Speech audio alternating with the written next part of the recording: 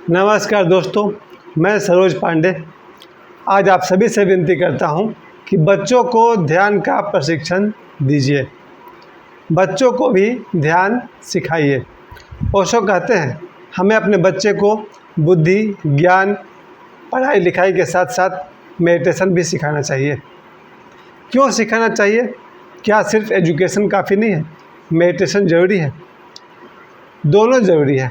क्योंकि सिर्फ एजुकेशन बच्चे को बुद्धिमान तो बनाता है, लेकिन उसके अंदर वो हृदय पैदा नहीं होता है जिसे आदमी इंसान कहता है।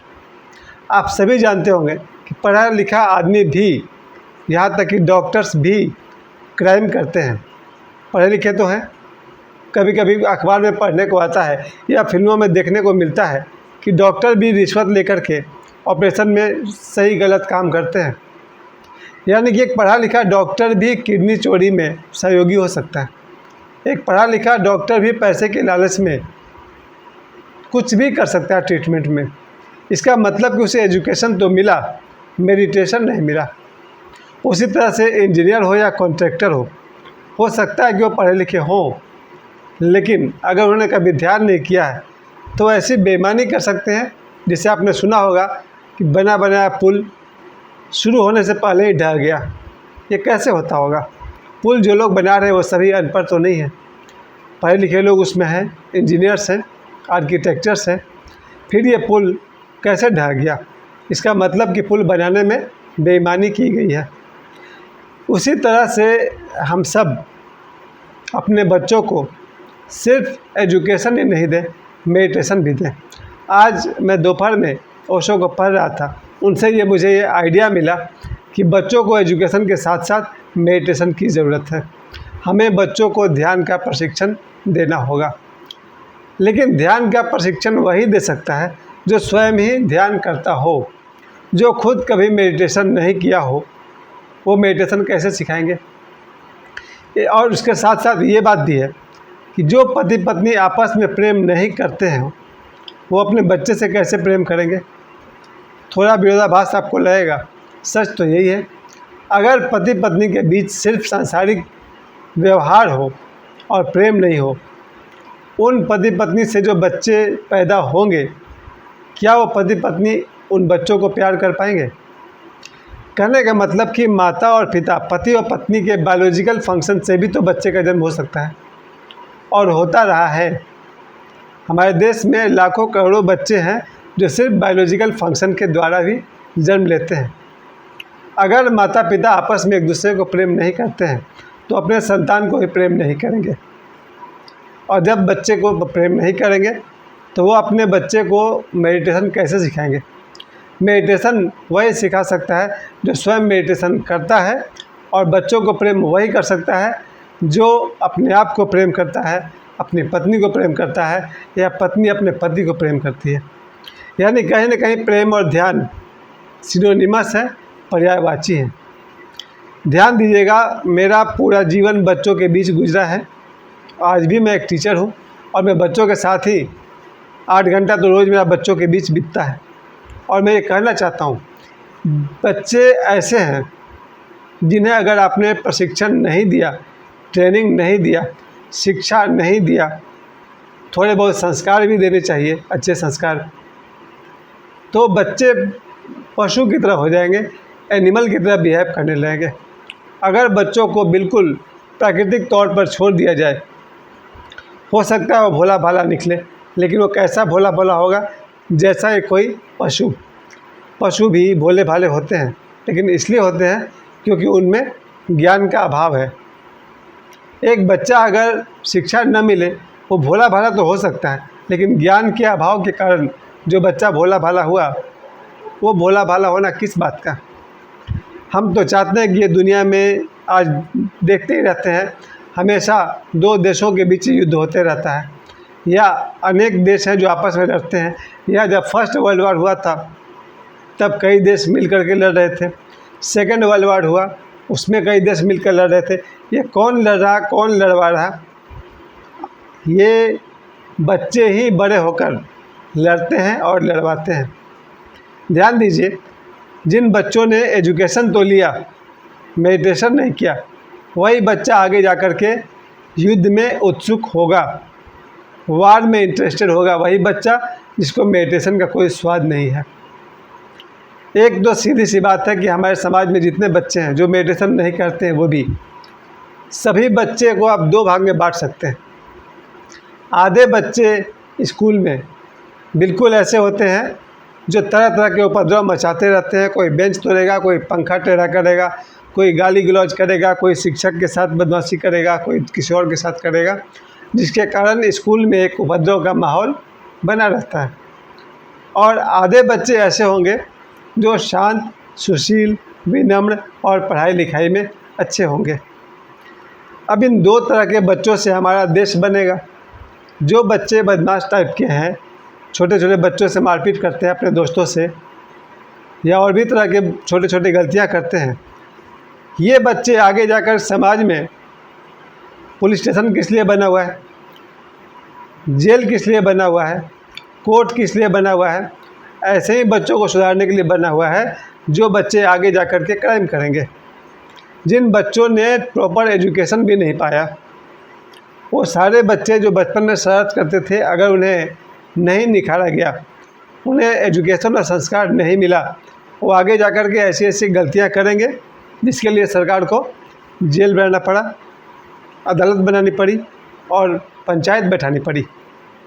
तो साधारण तौर पर जो दो तरह के बच्चे हैं, उनमें से आधे बच्चे ऐसे ऐसे क्राइम करेंगे जिससे पूरा स्कूल तबाह रहेगा, उनका अपना परिवार तबाह रहेगा, माने कि माता पिता, और अगर उनकी शादी हो गई तो भी बच्चे ही परेशान रहेंगे। मुझे एक दृश्य याद आता है। एक दिन मुझे कोर्ट जाने का मौका मिला था, तो मैंने देखा कोर्ट में जिस कैदी की सुनवाई हो गई थी उसे जेल की सज़ा दी गई थी। जब वो हाथ में रस्सी बांधे हुए, हथकड़ी पहने हुए अदालत से निकल कर के पुलिस वैन में बैठ रहा था, तो उसकी पत्नी और उसका बच्चा बाहर खड़े थे। पत्नी अपने गोदी में 1 साल का बच्चा ली हुई थी, और वो जो अपराधी था जिसे दोनों तरफ से पुलिस ने पकड़ा हुआ था और हाथ में रस्सी और हथकड़ी बंधा हुआ था, कमर में भी रस्सी बंधी हुई थी, उसकी पत्नी रो रही थी क्योंकि पता चल गया था कि इसे जेल की सज़ा हो गई है। वो बच्चा भी अपने बाप को बड़ा ही कातर दृष्टि से देख रहा था। वो पत्नी भी रो रही थी और वो आदमी अपने जेब में से कुछ रुपए निकाल कर 100-200 रुपये अपनी पत्नी को दे रहा था। उसके बाद पुलिस की गाड़ी उसे वैन में बैठाकर ले गई जेल में। मैं यही कहना चाहता हूँ कि जिन बच्चों ने बचपन में छोटे छोटे अपराध किए या बड़े बड़े अपराध किए, आगे जाकर उनकी आदत बिगड़ती चली गई और वैसे लोगों को बाद में जेल तक जाना पड़ता है। ये तो आधे बच्चों की हालत है जो सिर्फ क्राइम करते हैं, और जो बाकी आधे बच्चे हैं जो एजुकेटेड हैं, उन सब के लिए भी जेल और अदालत खुला हुआ है, क्योंकि पढ़े लिखे लोग भी क्राइम करते हैं। तो फिर कौन लोग हैं जो क्राइम नहीं करते हैं? वही जो मेडिटेशन करते हैं, जो लोग ध्यान करते हैं। मेरा आज के वीडियो बनाने का मकसद यही था कि सबसे पहले तो माता पिता स्वयं ध्यान करें।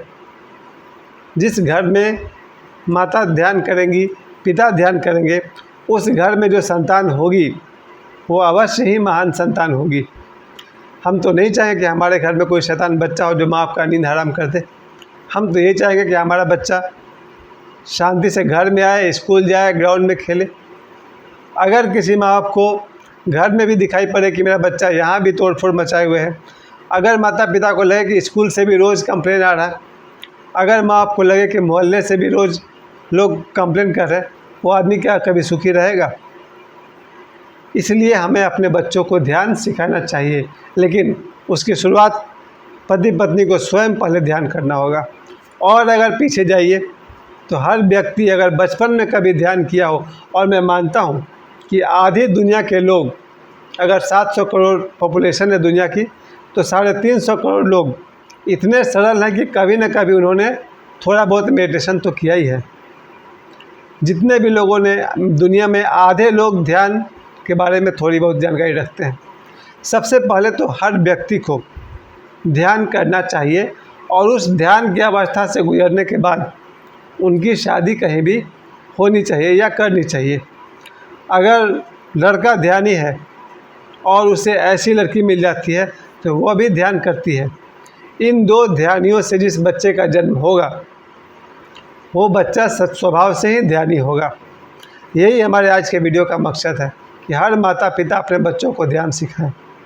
और जो बच्चा ध्यान सीखेगा धीरे धीरे वो ऑब्जर्व करेगा कि दुनिया में क्या क्या तरह का उपद्रव चल रहा है, कितने तरह के क्राइम परिवार में, समाज में, देश में, विदेश में हो रहा है।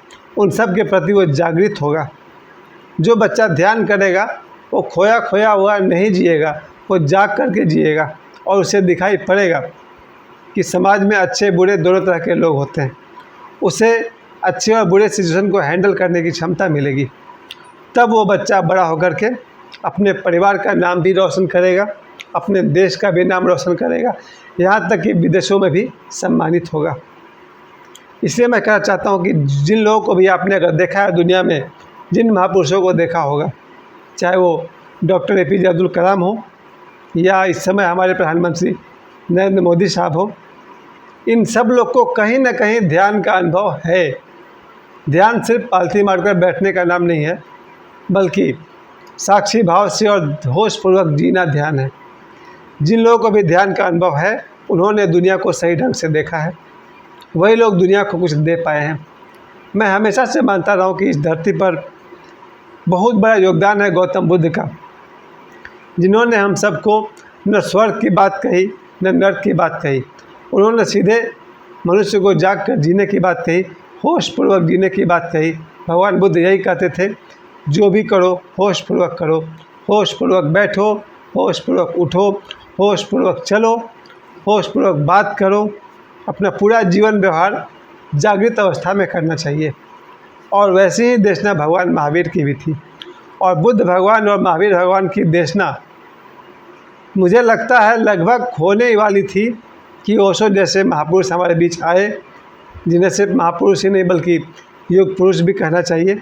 जब ओशो 1960 के आसपास से उन्होंने बोलना शुरू किया तो एक तरह से भगवान बुद्ध के जो वचन एक तरह से धूमिल पड़ गए थे धम्मपद में या द डायमंड सूत्रा में, द हार्ट सूत्रा में। भगवान बुद्ध के वचनों को फिर से ओशो ने हम सब के सामने रखा और अपने ढंग से उसे प्रस्तुत किया। आज दोबारा मैं और मेरे जैसे बहुत सारे मेरे साथी और शायद करोड़ों आदमी भगवान बुद्ध को समझ सके हैं तो ओशो के कारण, भगवान महावीर समझ में आते हैं तो ओशो के कारण। ओशो की सबसे बड़ी देन है दुनिया को कि ओशो के कारण लोग गोरखनाथ जी को फिर से समझ पाए। लगभग जितने भी जागृत पुरुष थे उनमें से 100 से अधिक लोगों पर ओशो ने प्रवचन किया है, चाहे वो फरीद हो या दादू हो, पलटू हो, कबीरदास हो, मीराबाई हो, भगवान कृष्ण हो। आप देखेंगे ओशो ने ऐसे ऐसे ज्ञानी पुरुषों पर प्रवचन किए हैं कि अगर इनकी बात ओशो नहीं उठाते तो शायद लोग को पता ही नहीं चलता कि कभी गुरजीएफ नाम का कोई संत भी हुआ था। विदेशों में जो गुरजीएफ हुए या PD ऑस्पेंस्की हुए, तरह तरह के लोगों के बारे में ओशो ने सभी के बारे में कहा ताकि हमारे जीवन में ध्यान आए। ओशो की सबसे बड़ी देन हम लोग को अगर कुछ है इस धरती को तो ओशो ने हमें ध्यान सिखाया। और आज भी अगर दुनिया में आधी दुनिया अगर सुखी है तो उन लोगों की वजह से जो सरल और ध्यानपूर्ण लोग हैं।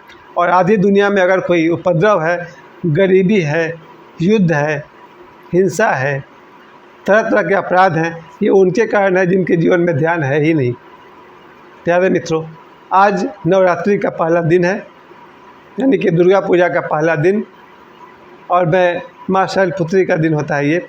और आज के दिन में आप सभी से कहना चाहता हूँ, हर व्यक्ति जो मेरे वीडियो को देख रहे हैं, और अब तक मैंने कहा कि मुझे 9 लाख व्यूज़ मिल चुके हैं, इसका अर्थात लाखों लोग मुझे देख चुके हैं। उन सभी से मेरा यही निवेदन है, हर व्यक्ति ध्यान करे। पति हो तो पति भी ध्यान करे, स्त्री हो वो भी ध्यान करे, और हर व्यक्ति अपने बच्चों को ध्यान की प्रशिक्षण दे। ध्यान से ही हमारे परिवार में सुख शांति और खुशियाँ आएंगी। ध्यान से ही हमारे समाज में सुख शांति और खुशी आएंगी। हमारा देश हो या पूरा विश्व हो, यानी कि पूरी धरती। अगर धरती को प्रेम से भरना है तो बच्चों को ध्यान हमें सिखाना ही होगा। तो आज हम लोग अपने बच्चे की तरफ देखें और उनके मंगल कामना करें कि उनके भविष्य के लिए हर माता पिता अपने बच्चों को ध्यान सिखाएंगे। कैसे सिखाएंगे? अब तो यूट्यूब पर ओशो के सारे प्रवचन हैं, या किन्हीं जागृत गुरुओं से ध्यान सीखना चाहिए। मुझे समय देने के लिए आप सभी को बहुत बहुत धन्यवाद। मैं फिर से निवेदन करूंगा, ओशो ने कहा है अपने बच्चों को ध्यान का प्रशिक्षण दीजिए। मुझे समय देने के लिए आप सभी को बहुत बहुत धन्यवाद।